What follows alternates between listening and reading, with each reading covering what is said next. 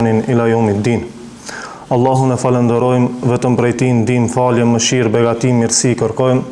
Salavatet dhe selamet ja dedikojmë Muhammedit sallallahu alaihi wasallam, familjes së tij, shokëve të tij dhe të gjithë atyre të cilët e ndjekin edhe që do ta ndjekin në rrugën e tij deri në ditën e gjykimit. Të nderuar xhamatli, të dashur të pranishëm, vazhdojmë me shpjegimet tona në lidhje me historinë, biografinë e pejgamberit ton sallallahu alaihi wasallam. Pasi që vdes gjyshi pejgamberit sallallahu alaihi wasallam, Abdul Mutalibi, për kujdesjen për Muhammedin sallallahu alaihi wasallam, do ta merr përsipër migja e tij Ebu Talibi.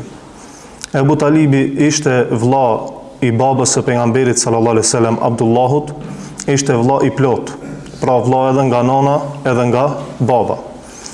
Ebu Talibi do të kujdeset për Muhammedin sallallahu alaihi wasallam më shumë se sa që kujdeset për fëmijët e tij. Madje ai nuk e dallon te pejgamberi sallallahu alaihi wasallam dhe jepte përparësi para të gjithëve. A ka mundsi me shu?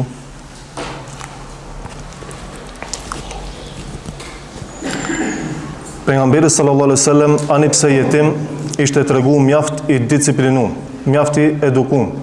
Shembull ka përmend shërbëtorja e Ebu Talibit se kur fëmijët shkonin me marr bukën, me marr ushqimin, të gjithë nxitonin, të gjithë kërkonin më shumë, derisa pejgamberi sallallahu alaihi wasallam nuk kërkonte më shumë dhe merrte aq sa i jepte shërbëtorja.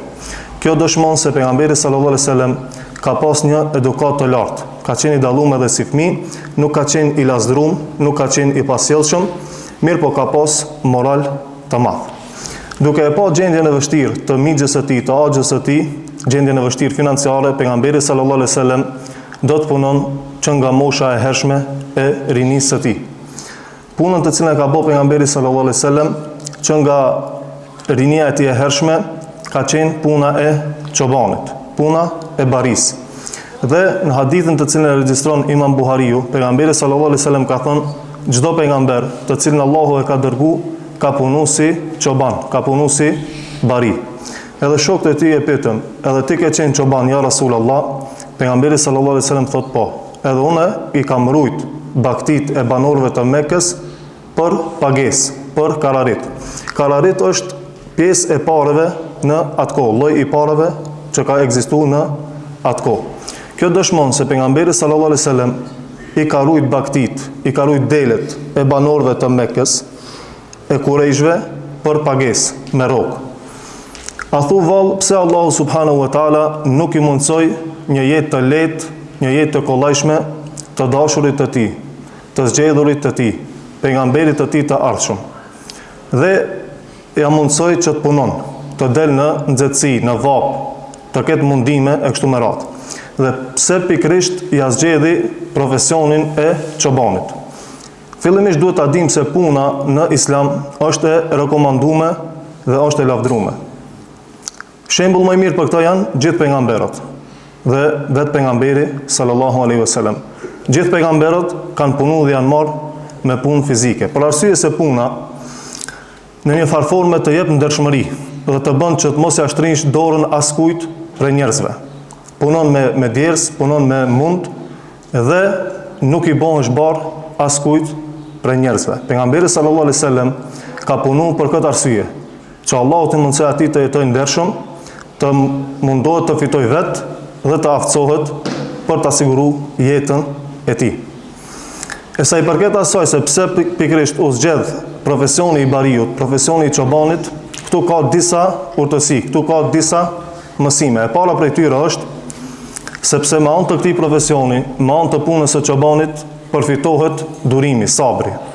Çobani, deshti apo nuk deshti, duhet me bë sabër. Ani pse çdo koha më e madhe e tij shkon duke u marrë me bakti, shkon duke u marrë me dele. Edhe nëse shembull delet e mundojnë, ai mundohet të bën sabër, deshti apo nuk deshti, dhe e ka të vështirë për arsye se delet nuk kanë logjik, po kanë instinkt. Ata nuk marrin vesh sikur njerëzit. Edhe domosdo çobani duhet të ketë durim. E dyta, nga kjo punë përfitohet modestia. Shembull nëse e njollosin delet çobanin, ai nuk gërditet prej tyre, apo nëse prej kontaktit me ta nuk gërditet dhe mundohet që të jetë i kujdesshëm ndaj tyre. Pra përfitohet modestia dhe hiqet mendjemallësia. E treta që mund të nxirret prej këtij profesioni është trimëria. Çobani patjetër duhet të jetë trim për shkak të sulmeve, të kafshëve të egra të cilat mund të sulmojnë kopen e tij qoftë ditën qoftë natën. E katërta që mund të nxirret prej këtij profesioni është dhëmshuria dhe mëshira. Çobani ka patjetër të kujdeset për kopen e tij, për kinxhat e vegjël, të kujdeset nëse ndonjë kafsh smuhet, ai duhet ta mjekon, duhet të kujdeset për ushqimin e tyre e kështu me radhë. Të gjitha këto Allahu ja mundsoi pejgamberit sallallahu alaihi wasallam derisa ai punonte si çoban. Po, nuk ka ndodhur kjo për shkak vetëm se të natyrshëm, mirë po ka pas një qëllim të caktuar. Gjithë pejgamberët e Allahut e kanë punu këtë punë dhe fazën e rinisë së tyre e kanë kalu duke punu si çoban. Dhe këtë fazë e kanë pas si parapërgatitje për të udhëheqë njerëzit në të ardhmen. Edhe pejgamberi sallallahu alaihi wasallam ishte duke u përgatit për të udhëheqë njerëzit nga ana e Allahut subhanahu wa taala.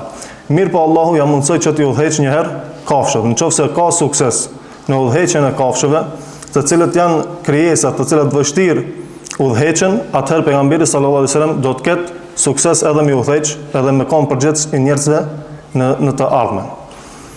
Prandaj pejgamberi sallallahu alaihi wasallam e ka punu këtë punë me anë të caktimit të Allahut subhanahu wa taala. Pejgamberi sallallahu alaihi wasallam ani pse ishte përcaktuar prej anës së Allahut që të jetë pejgamber, që të jetë i dallumi i të gjithë njerëzve, ai nuk ka pas jetë të lehtë, përkundrazi ka pas vështirësi edhe sprova. Kjo lë me kuptu se pa marrë parasysh se kush jemi ne, çfarë pozite kemi, sprovat vlen edhe për neve. Sprovat vlen për të gjithë. Madje pejgamberët e Allahut janë njerëzit më të sprovuar në sipërfaqen e tokës.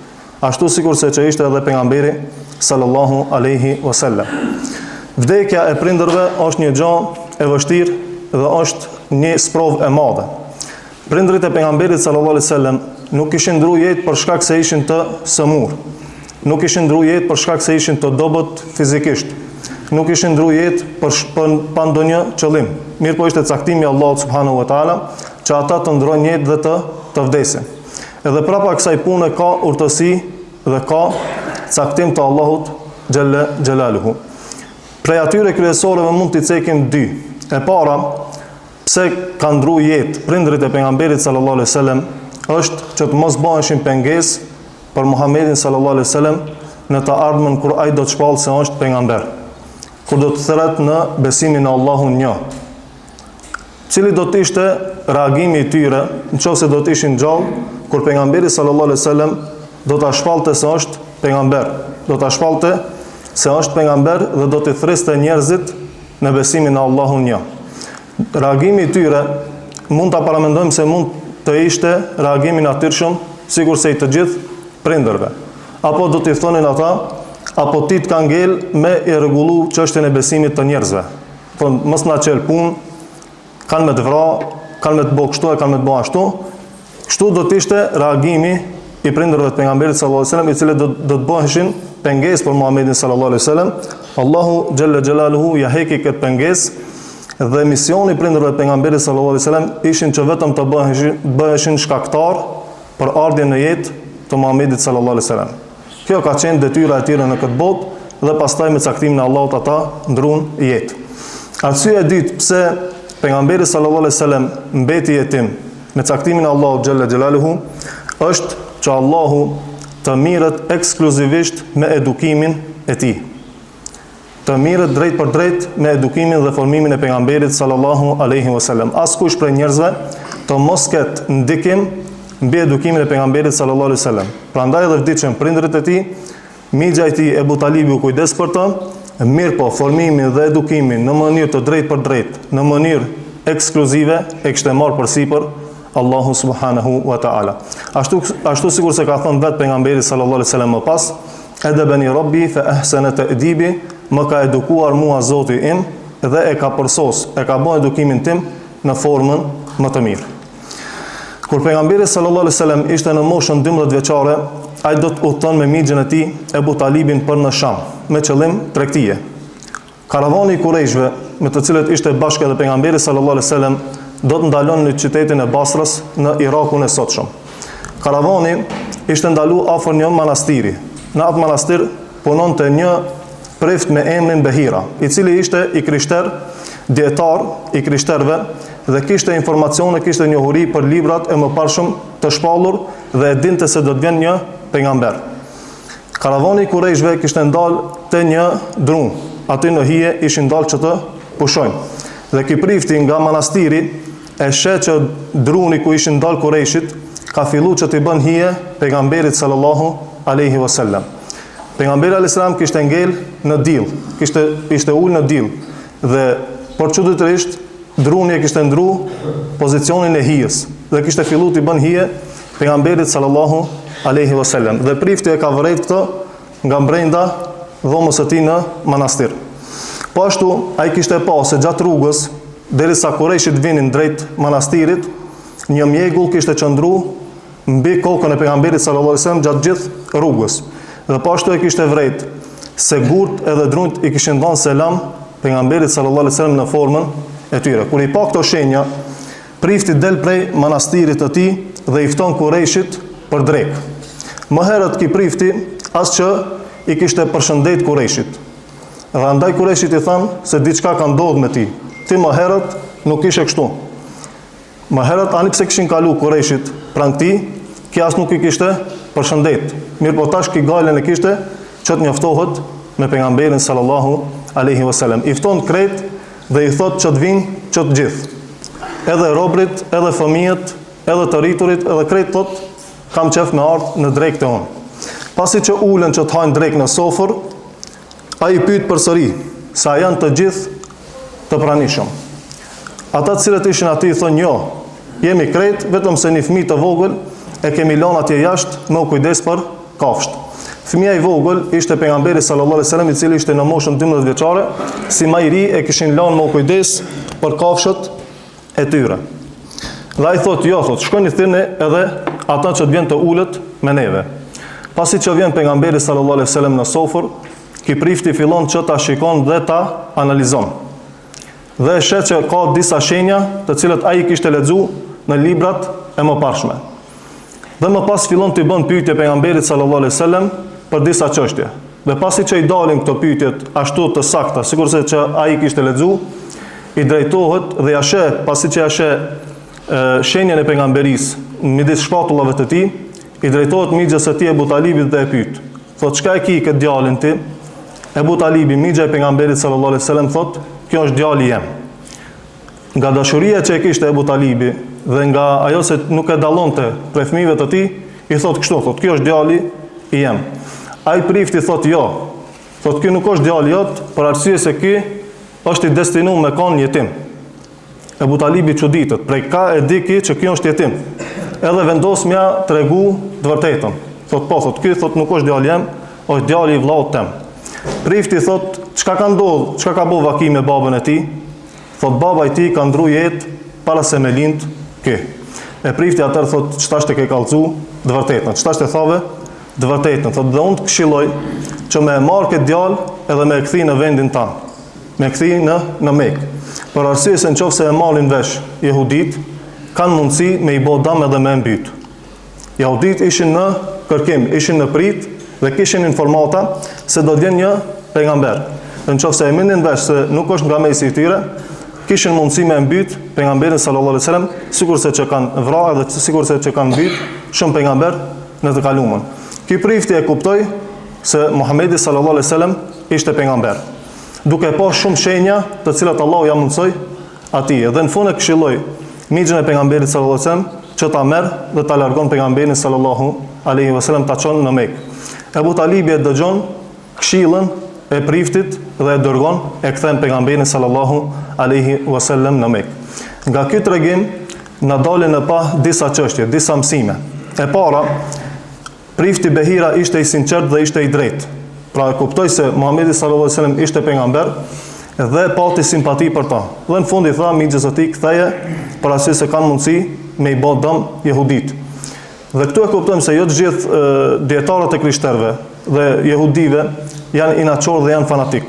Do ka për atyre të cilët janë të drejtë dhe të sinqert, sigurisht që i shohim ata të cilët e gjejnë të vërtetën, konvertohen dhe e pranojnë Islamin. Shumë prej ftrinëve kemi ndëgjuar dhe kemi pa edhe në kohën e sotshme, e pranojnë Islamin dhe dorëzohen, nënshtrohen para Allahut subhanahu wa taala.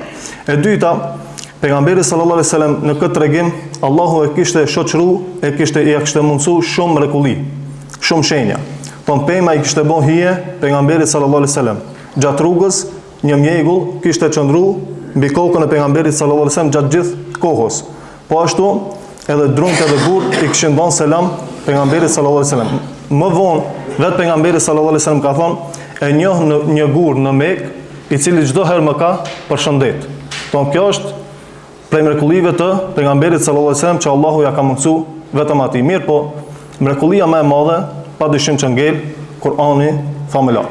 Dhe e treta që mund të nxjerrim nga ky tregim është se pejgamberi sallallahu alaihi wasallam kishte përfituar shumë prej përvojës së mixhës së tij dhe prej përvojës së njerëzve të mëshumë të cilët shkonin në udhtim. Se vetë pejgamberi sallallahu alaihi wasallam më vonë do të mirret me tregti dhe do të udhton në vende të ndryshme. Të krishterët, sigurisht që bëjnë sa herë mundohen që këtë ngjarje me priftin Behira ta devijojnë dhe t'ja humbin kuptimin. Ata thonë që Muhamedi sallallahu alaihi wasallam ka përfituar nga dituria e priftit Behira. Dhe këto pastaj i ka paraqit si shpallje. Mirë, po kjo nuk është e vërtetë dhe nuk qëndron në aspektin logjik as në aspektin shkencor, për arsye se pejgamberi sallallahu alaihi wasallam i kishte vetëm 12 vjet. Dhe sa mund të mëson një 12 vjeçar prej një njeriu të rritur dhe ka qëndruar shumë pak me priftin Behira dhe ai vetë kishte dëshirë që të qëndron me pejgamberin sallallahu alaihi wasallam. Dhe Muhamedi sallallahu alaihi wasallam nuk e ka pas idenë, as nuk e ka ditë, as nuk ka qenë i vetëdijshëm se do të bëhet pejgamber. Ani pse ka pas mrekulli, ani pse ka pas shenja, i kanë bërë vakit disa gjëra të jashtëzakonshme, nuk e ka ditë pejgamberi sallallahu alaihi wasallam se do të bëhet pejgamber. Kjo do t'i bëhet e qartë në moshën 40 vjeçare, kur do t'i paraqitet Xhibrili alayhis salam me ajetet e para në shpellën Hira. Vazhdojmë me lejen e Allahut me ligjëratën në vazhdim për rinin e pejgamberit sallallahu alaihi wasallam. Allahu i shpërbleft për vëmendjen, Allahu nderoft, subhanakallahumma wa bihamdik, ashhadu an la